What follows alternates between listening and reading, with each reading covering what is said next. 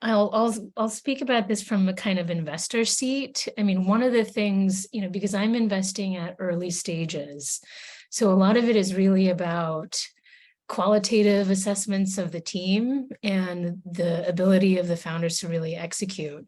And one of the big things that I really look for is grit, resilience, and coachability. Is this founder able to take in content and still maintain, ardent vision for their product and their market, but can take in different opinions, process them, and then still make sound decisions?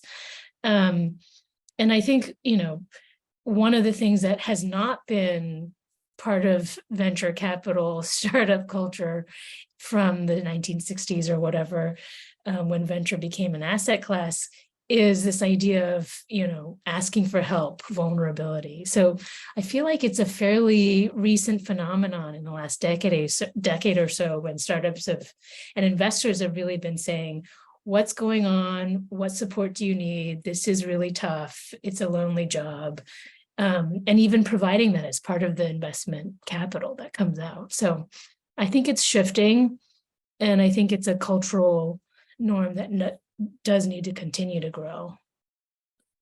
It's super interesting to hear that perspective, Sarah, because the sports world, like, we kind of have, I feel like we're a couple steps ahead in some ways, and then in some ways we're still navigating some of the very same challenges. So I think, Mike, what you're raising is kind of like the issue of stigma around help seeking, and obviously in professional sports and the NBA, for example, it's a pretty hyper masculine environment, so it can be a bit scary for people to ask for help. But what makes it a little unique in my world is that coaching is baked in, right? Like, it's just assumed that coaches will be a big part of what's going on a regular basis, and that coaches are necessary for skill development.